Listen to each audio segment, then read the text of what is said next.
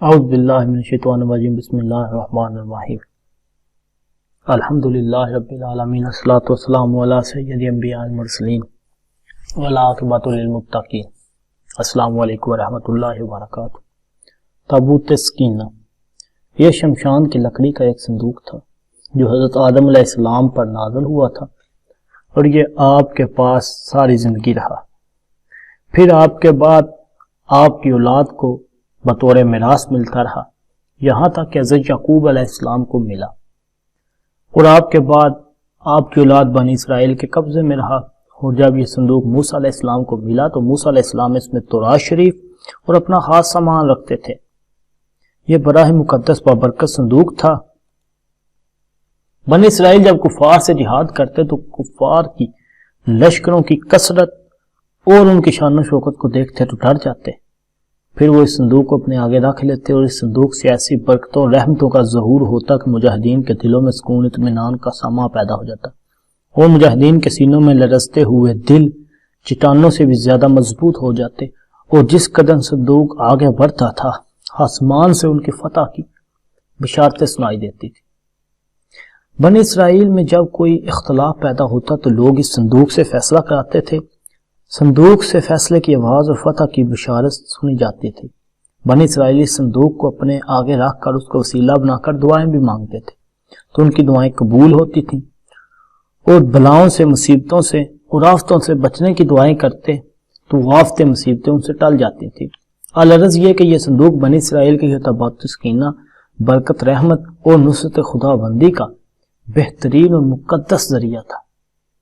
مگر جب بنی اسرائیل طرح طرح کے گناہوں میں ملوث ہو گئے تو ان لوگوں میں معاصی، طعنیات اور سرکشی، بغض، لالچ، کینہ اور زنا جیسی بیماریاں پیدا ہوئی تو ان کی بدعمالیوں کی نحوست سے ان پر خدا کا یہ غضب نازل ہو گیا۔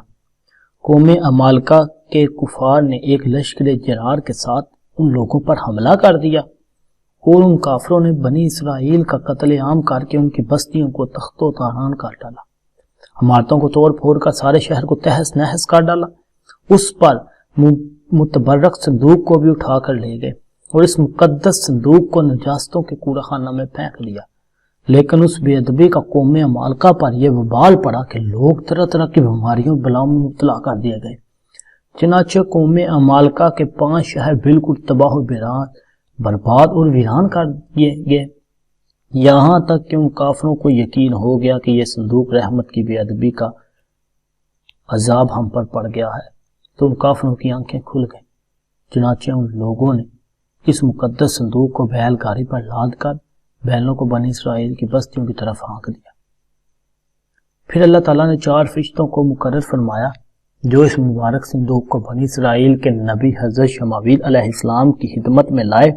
اس طرح پھر بنی اسرائیل کی کھوئی ہوئی نعمت دوبارہ ان کو مل گئی، اور یہ صندوق ٹھیک اس وقت حضرت شمعیل علیہ السلام کے پاس پہنچا جبکہ حضرت شمعیل علیہ السلام نے طالوت کو بادشاہ بنا دیا تھا، اور بنی اسرائیل طالوت کی بادشاہی تسلیم کرنے پر تیار نہیں تھے۔ یہی شرط ٹھہری تھی کہ مقدس صندوق آ جائے تو ہم طالوت کی بادشاہی تسلیم کر لیں گے۔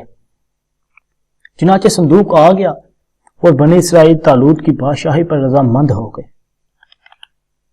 قرآن کریم میں خدا بند نے سورۃ بقرہ میں اس مقدس صندوق کا تذکرہ کرتے ہوئے ارشاد فرمایا ہے، اور ان سے ان کے نبی نے فرمایا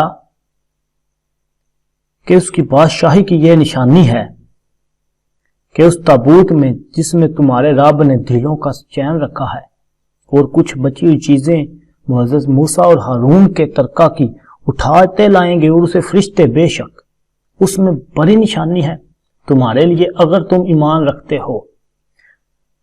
تابوت سکینہ میں کیا تھا؟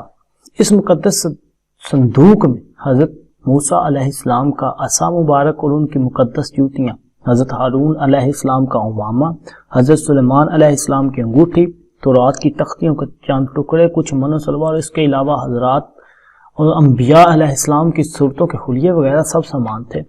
تابوت سکینہ کہاں ہے؟ حضرت داؤد علیہ السلام کے زمانے میں اس تابوت کو رکھنے کے لیے کوئی خاص انتظام نہیں تھا۔ اس کے لیے پڑاؤ کی جگہ ایک الگ خیمہ لگا دیا جاتا۔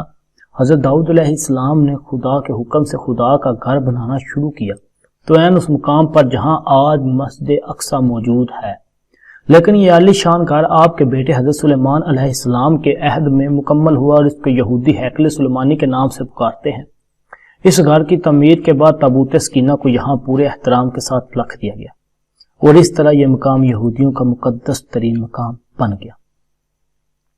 بعد کے زمانے میں مختلف جنگوں نے اس ہیکل سلیمانی کو بہت نقصان پہنچایا، لیکن بابل کے بادشاہ تخت نصر نے اس کو مکمل طور پر تباہ کر دیا اور اس کو آگ لگا دی، یہاں تک کہ مال غنیمت کے ساتھ ساتھ وہ تابوت سکینہ کو بھی لے گیا، اور اس تباہی کے نتیجے میں آج اصلی ہیکل یہ اس کی کوئی چیز باقی نہیں ہے۔ ان تمام تباہیوں کے نتیجے میں تابوت سکینہ کہیں غائب ہو گیا، اس کا کوئی نشان نہیں ملا۔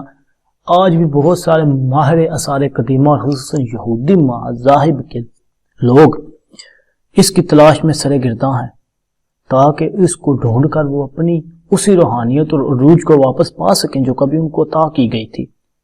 تابوت سکینہ کی موجودہ جگہ کے بارے میں مختلف لوگ قیاس آرائیاں کرتے ہیں۔ اس پر انگریز، عیسائیوں اور یہودیوں نے بڑی ریسرچ کی، لیکن حتمی طور پر یہ ایک نقطے پر متفق نہیں ہوئے۔ لیکن جو سب سے قریب ترین قیاس تھیوری لگتی ہے وہ یہ ہے کہ اس وقت یہ صندوق تابوت حضرت سلیمان علیہ السلام کے محل میں کہیں دفن ہے، جو فلسطین میں آج بھی گم ہے، جس کو یہودی کافی عرصے سے ڈھونڈنے کی کوشش کر رہے ہیں اور آئے دن وہاں بیت المقدس میں کھدائی کرتے رہتے ہیں۔ یہ وہی محل ہے جس کو حضرت سلیمان علیہ السلام نے جنات کی مدد سے بنایا تھا۔ اس کی بنیادوں کو آج بھی ڈھونڈنے کی کوشش کی جا رہی ہے، جس کو ہیکل سلیمانی کہتے ہیں۔ بہرحال اس کے متعلق بہت سے نظریات اور خیال ہیں کہ تابوت اب بھی حضرت سلیمان علیہ السلام کے محل کے اندر ہی کہیں دفن ہے۔ کچھ کے نزدیک اس کو افریقہ لے جایا گیا۔ ایک مشہور آثار قدیمہ ران وائٹ کا کہنا ہے کہ یہ مشرق وسطی میں موجود ہے۔ کچھ لوگوں کے مطابق اس کو ڈھونڈنے کی کوشش انگلینڈ کے علاقے میں کرنی چاہیے، جبکہ کچھ اسکالر کا ماننا ہے کہ یہ تابوت ایتھوپیا کے تاریخی گرجا گھر ایلیم میں پڑا ہوا ہے، اور ایک اور نظریہ ہے کہ یہ بحر مردار کے قریب ایک غار کے اندر کہیں گم ہو چکا ہے، اور ایک اور نظریہ بھی سرے گرداں ہے کہ یہودیوں نے 1981 میں حضرت سلیمان علیہ السلام کے پہلے محل کی کھدائی کے دوران اسے نکال کر کہیں نامعلوم جگہ پر منتقل کر دیا، جبکہ کھدائی کرنے والے یہودیوں کا کہنا تھا کہ وہ اس صندوق کے بالکل قریب پہنچ گئے تھے، لیکن اسرائیلی حکومت نے مسلمانوں اور عیسائیوں کے پریشر میں آ کر اس کی کھدائی پر پابندی لگا دی، اس لیے انہیں یہ کام نامکمل ہی چھوڑنا پڑا۔ تاہم اس کے متعلق روایات اور بھی ہیں، لیکن ایک وقت آئے گا کہ جب یہ مل جائے۔